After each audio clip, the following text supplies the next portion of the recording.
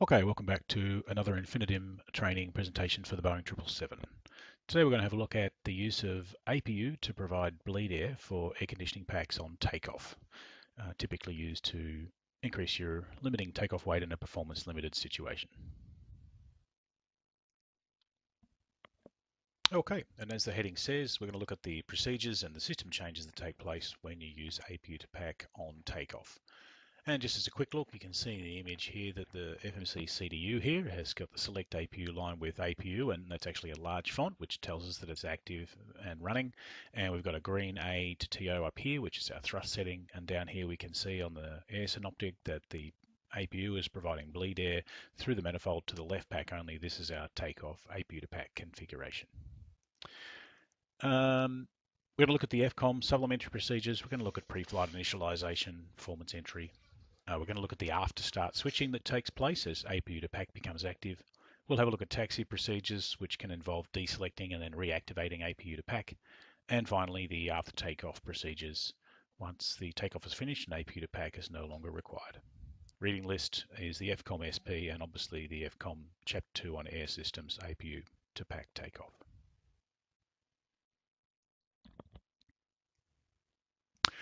Okay, so APU to pack is available, well, it's used when you're trying to get a maximum performance takeoff, so typically heavier aircraft and warmer conditions. APU to pack procedures documented in your SOPs and the FCOM SP and basically produce a similar performance improvement to that of a packs off takeoff.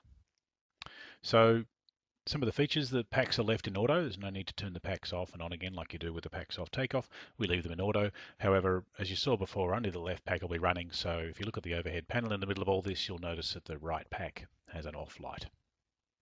No ICAS message associated with the fact that the right pack is turned off. APU is entered into the scratch pad and then selected into the select temperature APU field. And initially it appears in small font, as you can see here. After the second engine start, the air conditioning system will reconfigure for takeoff and the selected APU field will show a larger font APU. So what we're looking at here in this picture is at this point, we're still in small font. That tells me that the takeoff performance is ready to go, but it hasn't actually engaged single pack APU to pack operation. And over here, we can see that actually we've got two engines started, pack 2 engine configuration is established. That tells me we're in that period after engine start. Before the aeroplane is reconfigured. So as the SP says, after about a minute, after second engine start, you'll get this configuration. So the APU goes to large font. You'll get a green A-TO here instead of the white one that you see during the pre-flight stage. And the bleed valves configure to provide APU to left pack only configuration, leaving the engines free to provide full thrust. Note that APU to pack is only available in TO, TO1 and TO2 because of course you can't enter a selected temperature in this configuration. And look, typically you'd be only using this for a maximum performance takeoff anyway, so you'd be using TO.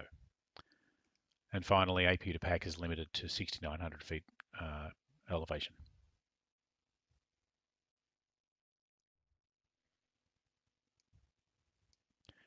So APU to pack is typically used in a performance limited takeoff scenario where the aircraft's heavy, the ambient temperatures are high, and you're trying to maximize how much weight that you can lift. In other words, you're limited to below your structural takeoff weight.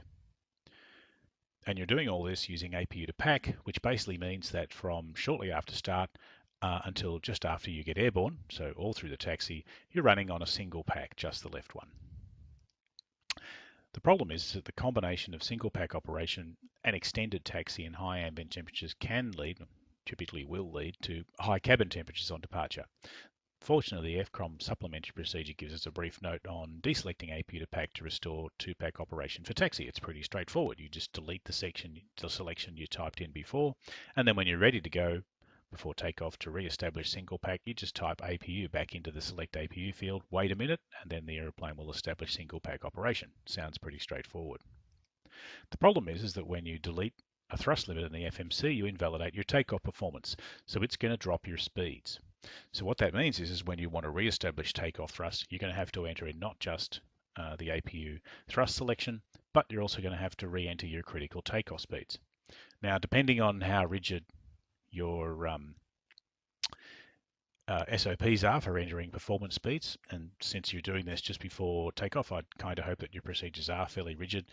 This can be a bit of an exercise. So therefore, you just need to anticipate when this scenario is going to occur and plan accordingly how you're going to re-establish your takeoff speeds just before takeoff safely. It's also worth just pointing out that your cabin is going to be warm during pre-flight anyway, even with two packs operating, because typically you'll have at least one door, maybe two open, and therefore, if it was warm during pre-flight and you go single pack, it's just not going to cool down.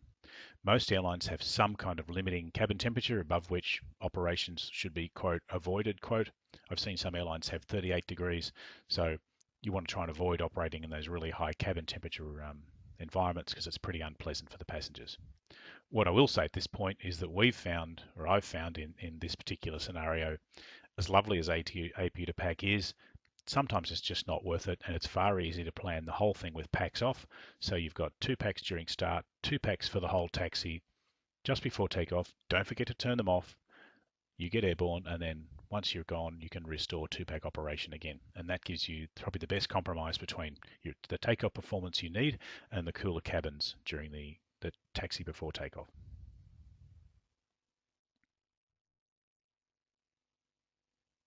So for our last slide, let's have a look at what happens after takeoff and how the APU to pack operation is cancelled. So for a normal takeoff, the aircraft will re-establish two-pack operation once the appropriate climb thrust D rate is set. So pre-programmed altitude in the FMC or flap selection, typically your airplane goes from takeoff thrust back to climb thrust. At that point, the FMC in combination with the rest of the airplane will reconfigure for two-pack operation. Your APU is still running, you've still got to turn that off, but basically you can anticipate that climb thrust set, the two packs are going to re-establish normal configuration. Usually it's recommended that the PM delay selecting the APU off until the after takeoff flow is actioned. And also obviously the FCOM Chapter 2 has more information on other scenarios where the airplane will automatically re-establish pack to engine two-pack operation after takeoff.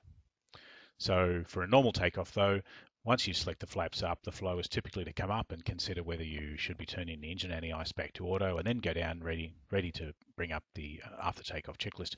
But if you just pause at that point and think, do I need to turn the APU off? Did I do an APU to pack takeoff?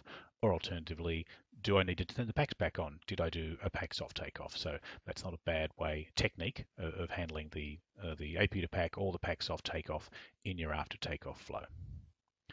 Okay, I hope you've enjoyed the presentation. Feedback is welcome as always. Thanks for your time.